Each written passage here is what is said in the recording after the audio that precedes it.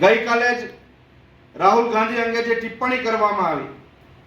અને ડૉક્ટર બાબા સાહેબ આંબેડકરની પ્રતિમાની સામે ભારતીય જનતા પાર્ટી અને ઓબીસી મોરચાના લોકોએ જે પુતળા દહનનો કાર્યક્રમ કર્યો, એ પુતળા દહનનો કાર્યક્રમ પોલીસની હાજરીમાં થાય, જાહેરનામાનો ભંગ થાય, કોઈ પરમિશન નથી લીધી હોતી અને આમ છતાં પુતળાનું દહન પણ શાંતિથી પોલીસની દોરવણી હેઠળ થાય, એ રીતનો અહીંયા માહોલ ઊભો થાય અને કોંગ્રેસનો એક કાર્યકર જો પ્રજાહિતના પ્રશ્નોને લઈને રોડ ઉપર ઉતરે તો એને ત્યાં કાર્યક્રમમાં જતા પહેલા એને અટકાવી દેવામાં આવે. આ પોલીસ પણ જે ભેદભાવ ભરેલી નીતિ રાખી રહેલી છે એનું પરિણામ પોલીસે પણ ભોગવવાનું થશે, પણ એના માટે આપણે સંગઠનને મજબૂત બનાવવું પડશે. આજે જ મેં જિલ્લા પોલીસ વડાને પણ આ બાબતે ધ્યાન દોરી છે, કાગળ પણ લખ્યો છે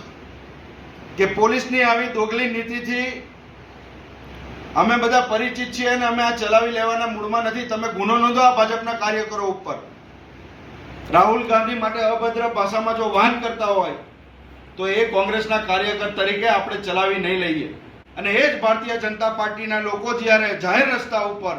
રેલવે સ્ટેશનની સામે ડૉક્ટર બાબા સાહેબ આંબેડકરની પ્રતિમાની સામે જ્યારે પુતળા દહનનો કાર્યક્રમ કરે અને પોલીસ પણ એમાં સમર્થન કરતી હોય એવો વ્યવહાર કરે, આ વાત લોકશાહી માટે પણ યોગ્ય નથી.